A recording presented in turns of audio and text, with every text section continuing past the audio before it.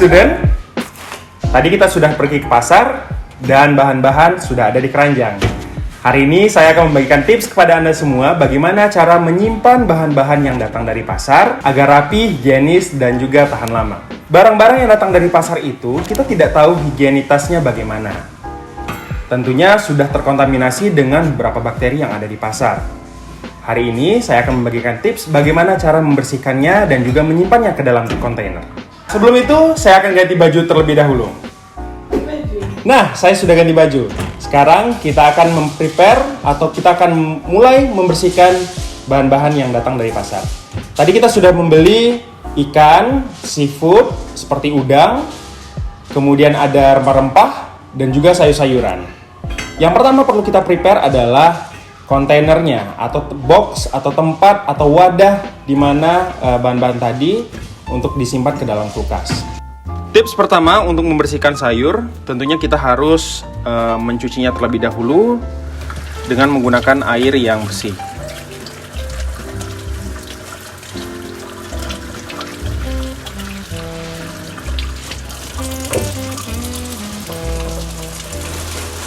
Kemudian kita lihat apakah di beberapa sayur itu biasanya akan terdapat parasit seperti ulat dan juga keong ya. Jadi kita akan bersihkan sambil kita membersihkan batang yang tidak terpakai. Kita akan potong terlebih dahulu.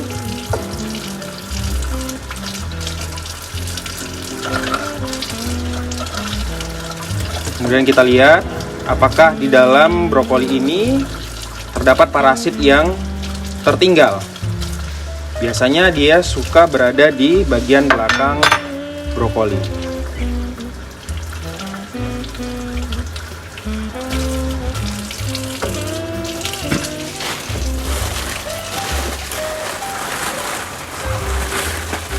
Selanjutnya untuk pemilihan sayur segar, juga kita bisa lihat dari sayurnya. Apakah sayurnya layu ataupun juga sudah menguning.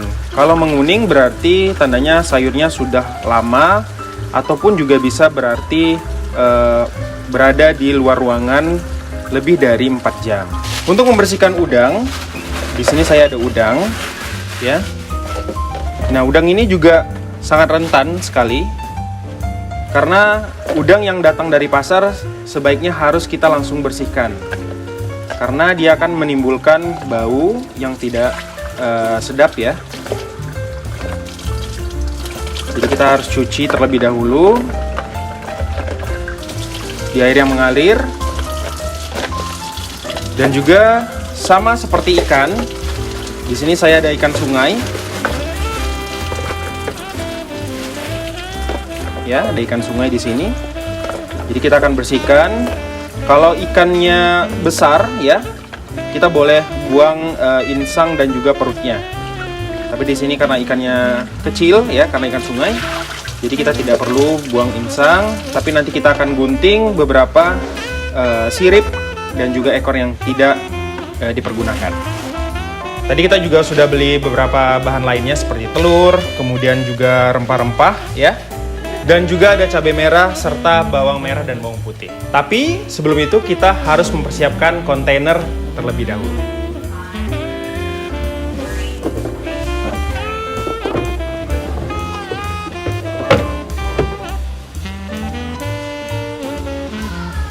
Baik student, kita akan membersihkan yang basah terlebih dahulu seperti udang dan juga ikan.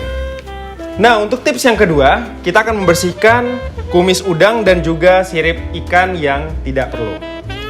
Baik, kita membutuhkan gunting di sini, ya.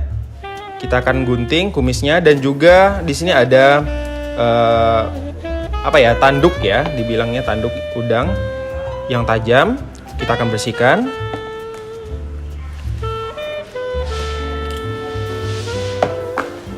Kita akan gunting satu persatu.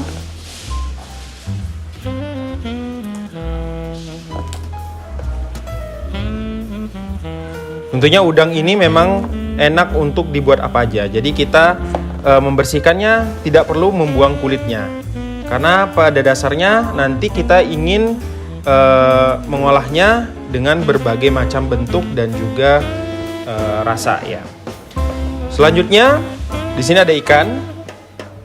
Nah, untuk ikan sungai biasanya sirip dan juga kumis sangat tajam dan juga keras. Kita akan buang terlebih dahulu. Nah, itu rasa ya sangat keras ya. Seperti ini, dan juga ekor belakangnya.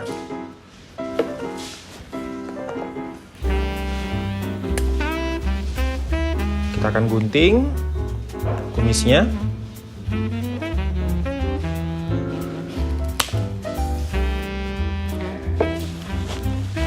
Selanjutnya kita akan mempersiapkan kontainer di sini. Ya, ada kontainer. Setiap jenis kita masukkan ke dalam satu kontainer yang berbeda. Kemudian kita tutup. Selanjutnya di sini ada udang. Kita akan masukkan ke dalam kontainer yang lebih kecil karena udangnya juga tidak banyak. Jadi bisa disesuaikan saja untuk porsinya. Kalau porsinya besar atau banyak ya seperti itu, bisa menggunakan kontainer yang lebih besar juga.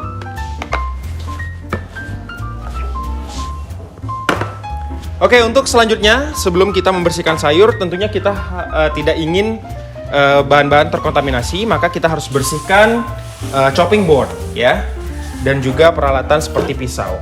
Karena tentunya ini akan mengkontaminasi bahan lainnya. Di sini kita ada brokoli, wortel, dan juga sayur segar.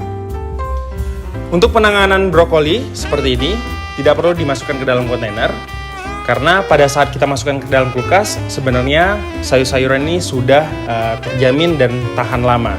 Tentunya kita perlu membalurnya dengan menggunakan kertas ataupun juga tisu seperti ini. Jadi kita akan bungkus ya, bagian bawahnya, bongkolnya, kita akan bungkus seperti ini. Dan selanjutnya kita akan wrap dengan menggunakan plastik wrap.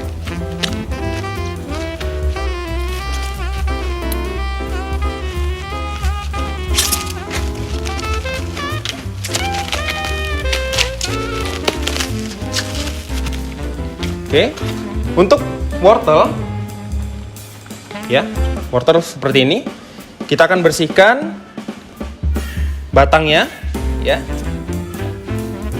Kita akan bersihkan batangnya.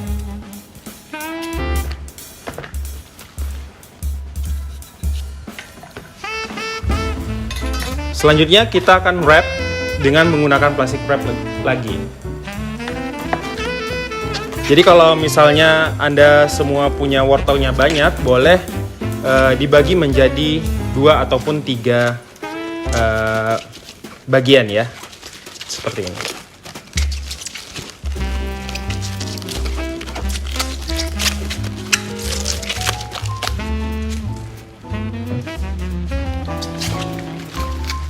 Baik, selanjutnya untuk sayur segar, kita hanya perlu membalurnya atau membungkusnya dengan menggunakan tisu kertas. Jadi tarik tisunya agak banyak sedikit ya, seperti ini.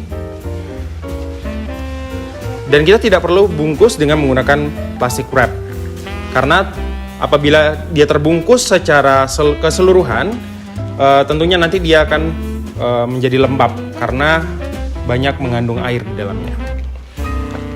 Baik, untuk sayur sudah. Selanjutnya kita akan menyimpan rempah-rempah. Nah, pertama kita harus menyiapkan kontainer ataupun botol seperti ini, seperti jar dari kaca ataupun juga dari plastik boleh, tetapi yang kedap udara. Karena apa? Karena memang rempah-rempah ini mengandung aromatik. Jadi kalau tidak kedap udara, tentunya aromanya akan hilang dan kita tidak akan menemukan aroma dari setiap rempah pada masakan kita nantinya. Di sini saya ada cengkeh ya, yang saya beli dari pasar tadi. Tidak perlu dicuci ya. Jadi rempah-rempah kering ini tidak perlu dicuci ataupun dibilas, tidak perlu. Jadi kita langsung saja masukkan ke dalam jar ataupun juga botol yang kedap udara seperti ini.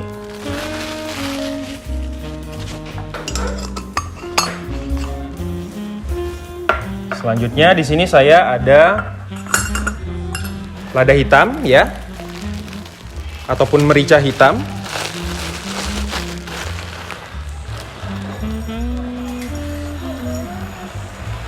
Kita masukkan ke dalam botol yang kedap udara juga.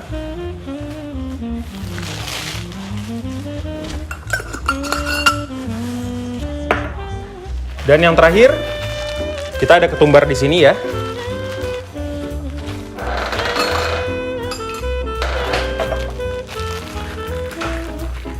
Tentunya dari pasar biasanya kan kita belinya itu berbungkus ataupun juga per ons ya.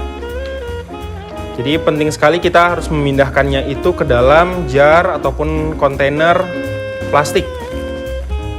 Tentunya juga akan mempermudah kita pada saat memasak. Jadi kita hanya butuh sendok untuk mengambil rempah-rempah tersebut.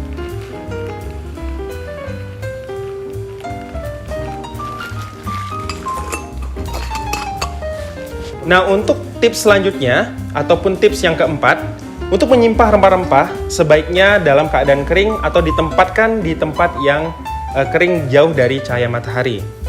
Karena apa? Karena apabila di dalam botol ini mengandung air, tentunya rempah-rempahnya akan menjadi lembab dan juga akan menimbulkan parasit lain seperti kutu. Selanjutnya untuk rempah aromatik seperti bawang, cabai merah, cabai hijau dan juga jahe, tentunya kita harus bersihkan. Biasanya nih di jahe ataupun kunyit kan banyak sekali tanah ya ataupun pasir yang menempel. Kita harus bersihkan terlebih dahulu sampai betul-betul bersih, tetapi tidak mengupas kulitnya. Jadi kita akan cuci terlebih dahulu.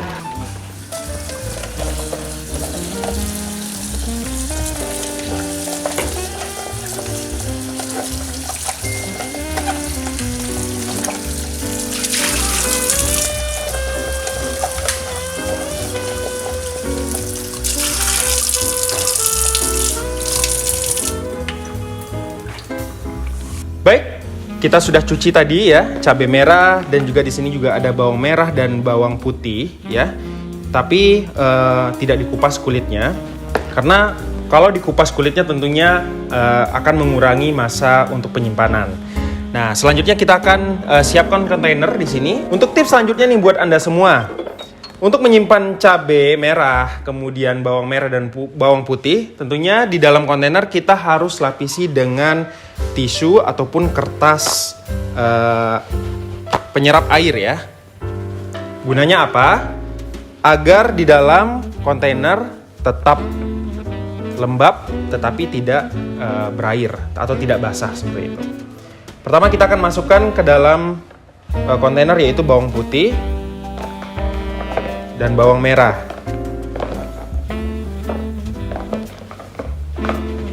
Seperti ini. Kemudian kita tutup.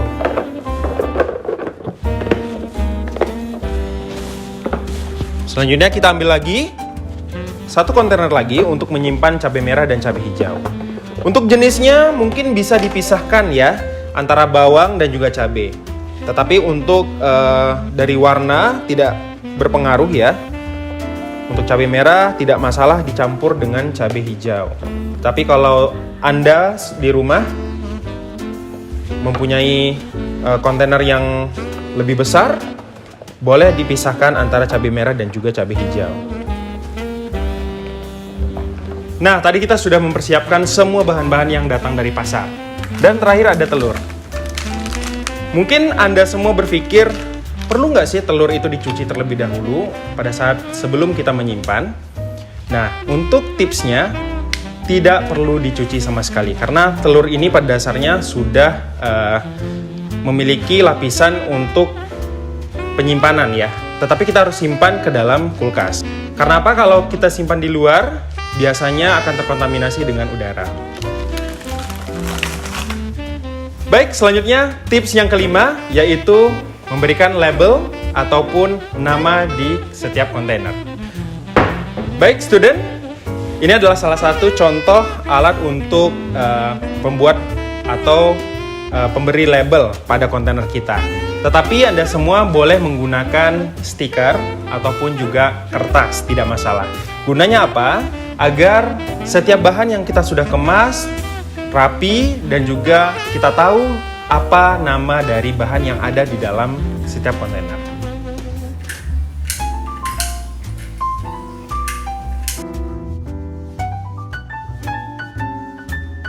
Baik student, kita sudah selesai semuanya dari tahap pembersihan hingga penyimpanan ke dalam kontainer serta memberikan label pada setiap kontainer.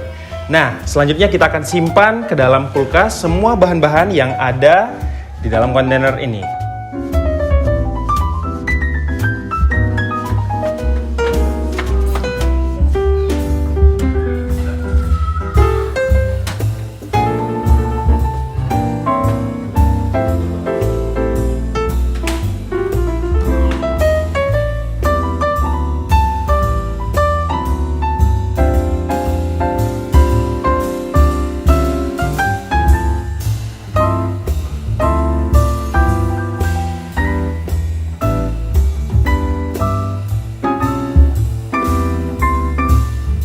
Oke student, hari ini kita sudah selesai untuk food preparation.